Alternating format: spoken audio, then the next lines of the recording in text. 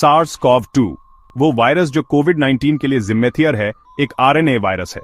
इसका मतलब है कि इसका जेनेटिक मटेरियल रिबोन्यूक्लिक एसिड से बना होता है, इंसानी सेल्स से अलग, जिनका जेनेटिक ब्लूप्रिंट डीएनए होता है। वायरसेस बहुत छोटे इन्फेक्शियस एजेंट्स होते हैं, बैक्टीरिया से भी बहुत छोटे। ये अपने आप रिप्रोड्यूस नहीं कर सकते।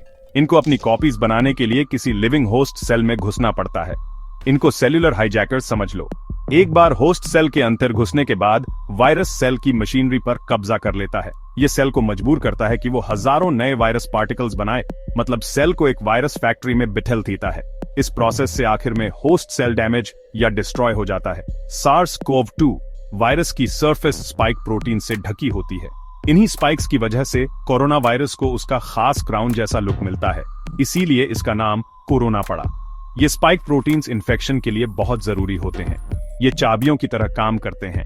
ये इंसानी सेल्स की सरफेस पर मौजूद खास रिसेप्टर प्रोटीन से जुड़ते हैं, खासकर ACE2 रिसेप्टर से। ये रिसेप्टर आमतौर पर respiratory tract, lungs, blood vessels और दूसरे ऑर्गन्स के सेल्स में पाया जाता है। जैसे ही स्पाइक प्रोटीन ACE2 रिसेप्टर से जुड़ता है, वायरस सेल मेम्ब्रेन के साथ फ्यूज हो सकता है और अपना आरएनए जीनोम सेल के अंदर छोड़ देता है, जिससे रेप्लिकेशन साइकिल शुरू हो जाता है। इंसानी सेल के अंदर वायरल आरएनए सेल के राइबोसोम्स को वायरल प्रोटीन्स बनाने का हुक्म देता है। इनमें से कुछ प्रोटीन्स एंजाइम्स होते हैं जो वायरल आरएनए जीनोम को रेप्लिकेट करने में मदद करते हैं। दूसरे प्रोटीन्स नए वायरस पार्टिकल्स के स्ट्रक्चरल कंपोनेंट्स बनाते हैं, जैसे कि स्पाइक प्रोटीन्स और वायरल एन्वेलोप। फिर ये नए बने आरएनए जीनोम्स और वायरल प्रोटीन्स जुड़कर पूरे नए वेरिएंट्स बनाते हैं। ये नए वायरस फिर इन्फेक्टेड सेल से बाहर निकलते हैं, अक्सर सेल मेम्ब्रेन से बर्ड ऑफ होकर या जब सेल फट जाता है।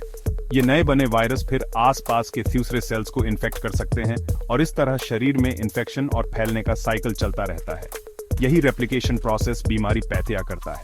जैसे जैसे ज्यादा सेल्स इन्फेक्ट और डैमेज होते हैं, टिश्यूज और ऑर्गन्स का नॉर्मल कामकाज बिगड़ जाता है। शरीर का इम्यून सिस्टम वायरस को एक बाहरी हमलावर पहचानता है और बचाव शुरू कर देता है। ये इम्यून रिस्पॉन्स इन्फेक्शन से लड़ने के लिए जरूरी तो है, पर कोविड-19 में देखने वाले कुछ सिम्टम्स और डैमेज में भी इसका हाथ हो सकता है, जैसे कि इन्फ्लेमेशन, जो इम्यून रिस्पॉन्स का एक अहम हिस्सा है, कभी-कभी बहुत ज्यादा हो सकता है और हेल्थी टिश्यूज को नुकसान पहुंचा सकता है, जिससे कुछ पेशेंट्स में सिवियर कॉम्प्लिकेशंस हो जाते हैं।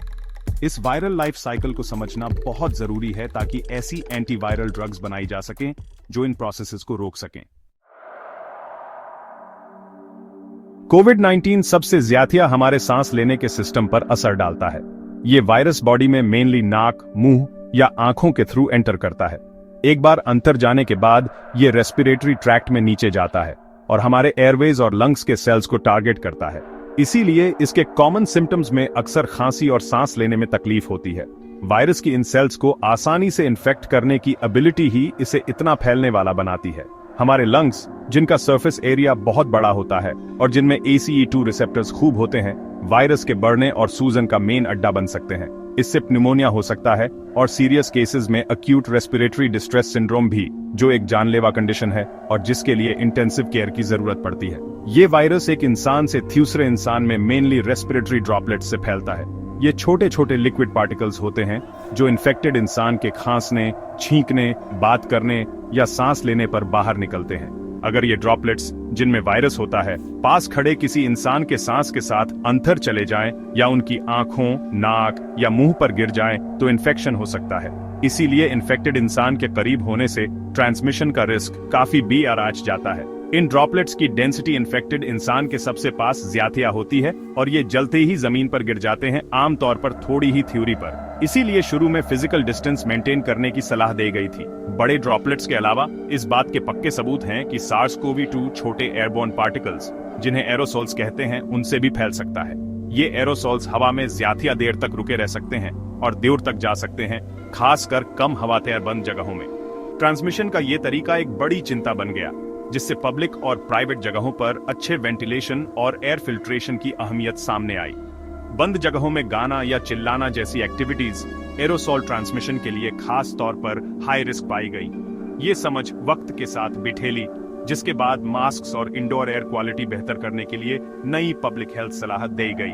वैसे तो सांस के जरिए फैलना ही सबसे कॉमन है, लेकिन वायरस तब भी फैल सकता है जब कोई इंसान वायरस लगे सरफेस को छूकर अपने मुंह, नाक या आंखों को छू ले। लेकिन ड्रॉपलेट्स या एरोसोल्स को सीधे इनहेल करने के मुकाबले ये ट्रांसमिशन का कम कॉमन तरीका माना जाता है। बार बार हाथ धोना और सरफेसेस को डिसइंफेक्ट करना इस रिस्क को कम करने के लिए एहतियाती कदम के तौर पर रेकमेंड किया गया था। वायरस की ये एबिलिटी कि वो इन्फेक्टेड इंसान में सिम्टम्स देखने से पहले या बिना सिम्टम्स देखे भी फैल सकता है, इसे कंट्रोल करना बहुत मुश्किल बना देता था, क्योंकि लोग अनजाने में इन्फेक्शन फैला सकते थे।